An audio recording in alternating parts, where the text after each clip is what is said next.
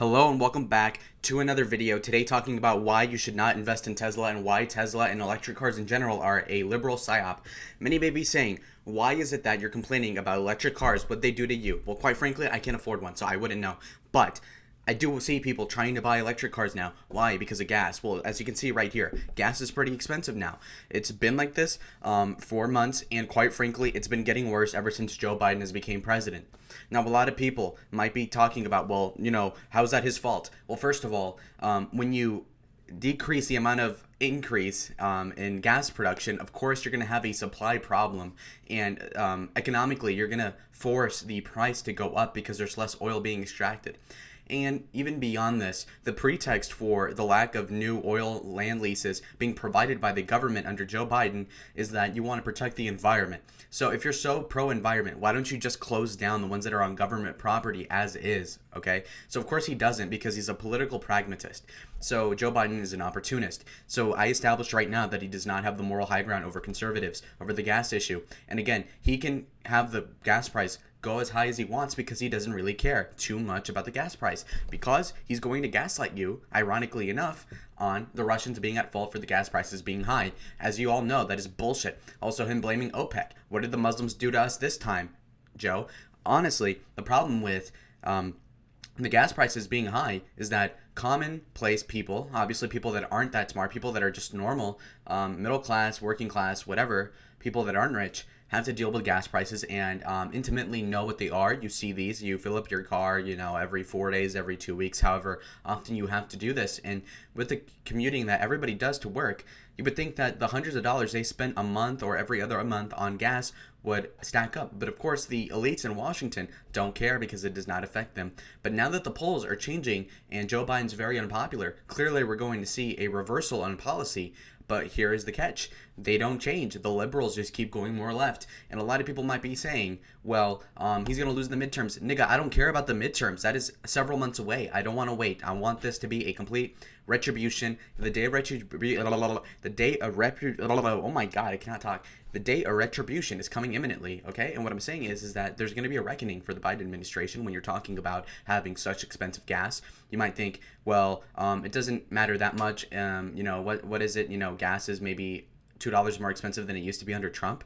And it's getting closer to $3 right now, and it does add up, people. Like for me, for example, I commute a lot. I have to drive to college several times a week, obviously.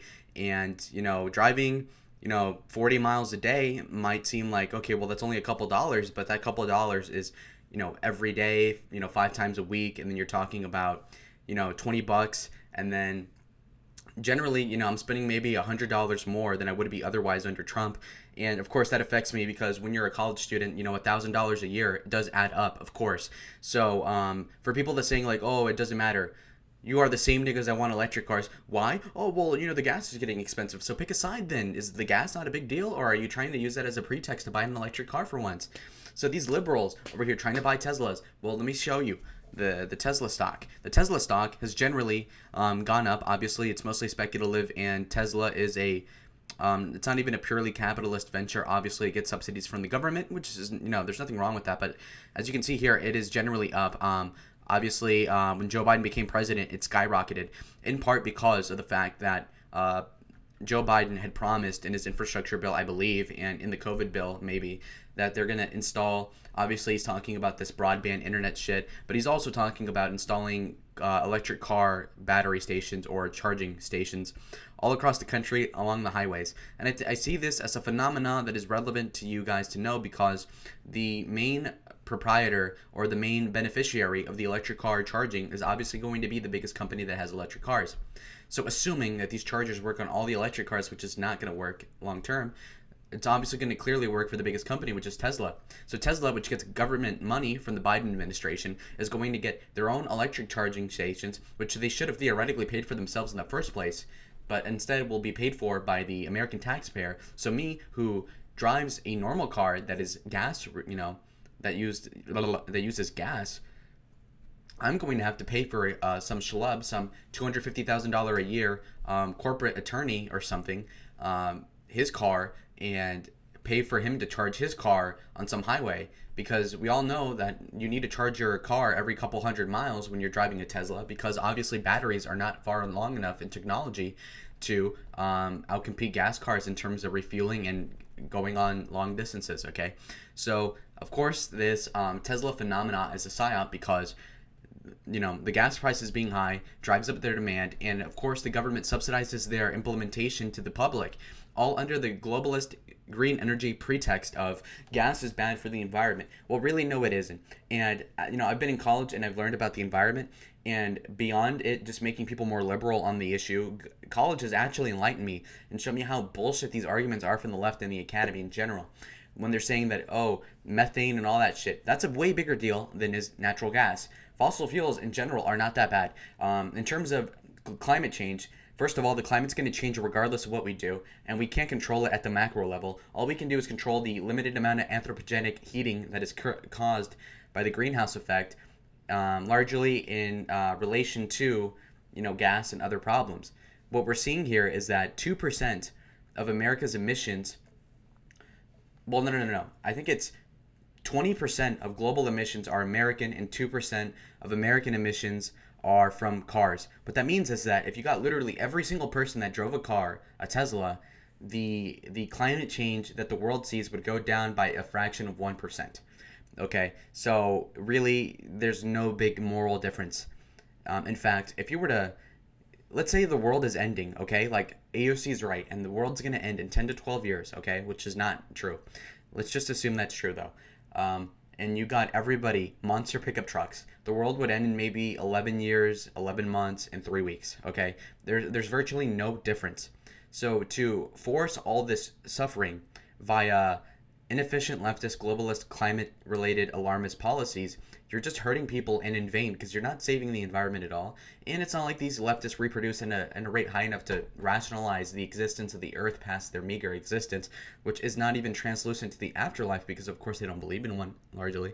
So again, the climate is the religion of the irreligious, and I personally believe that the gas price goes along with the Tesla, which goes along with the electric car phenomenon, which goes along with the climate change hysteria, which goes through lack of religion in the left. And that was a long-winded diatribe, but I think I'm onto something here.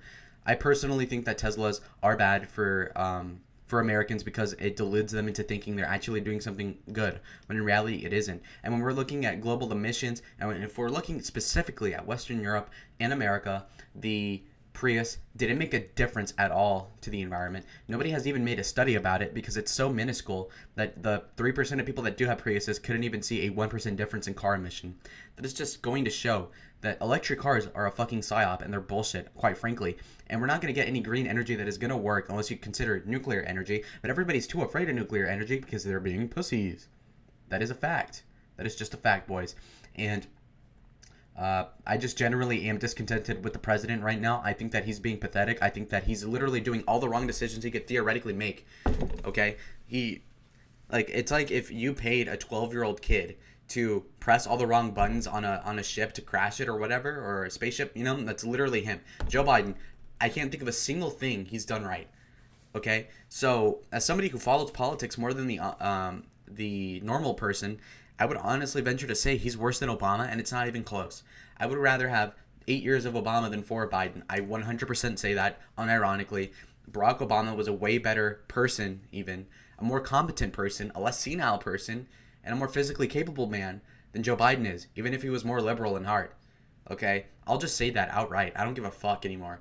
Joe Biden is completely incompetent. Not only is he senile, he also sucks in policy. So even if you had a 50-year-old Joe Biden who's completely mentally there, he would still suck as a president. Obviously not as bad. But yeah, no, he's completely fucked up on Afghanistan. He's completely fucked up in terms of Ukraine. And he's generally fucked up on the economy, whether that be by overspending, by causing a lot of unnecessary inflation, prolonging unemployment crises, the gas prices obviously being his fault in part. I say this because while yes, the gas prices were going up under the end of Trump's presidency, they weren't going up at the same rate. And even if you were to consider that as the same rate, the fundamentals were still there for the gas price to maybe edge out at like 330 and not 450, like I'm seeing right now in Arizona. Okay, that is bullshit. I've not seen gas this expensive since, ironically enough, Barack Hussein's first year as president. Okay, so me in the kindergarten could notice that the gas was over $4, and that was pretty painful to see because it was very expensive and we had to fill up the car a lot. And you can tend to notice that a lot of families and middle class people in general are hurting because of this, and it's completely unnecessary. It's not like we're feeding the poor with money through taxpayer money, or we're doing something that could be analogized to something worthwhile, but instead we're spending it on bullshit policies that don't actually go anywhere. Okay, so fixing the environment is not even possible, and even if it were, do you really have the right to make these gas prices go up for people through your bullshit economics? It really isn't fair to the average American. And I think that come the midterms, there will be a retribution. And even before that, I feel like there's going to be some measures that will be taken by the Biden administration to kind of rectify it in vain. But I think it's too late. I think the gas is going to keep going up.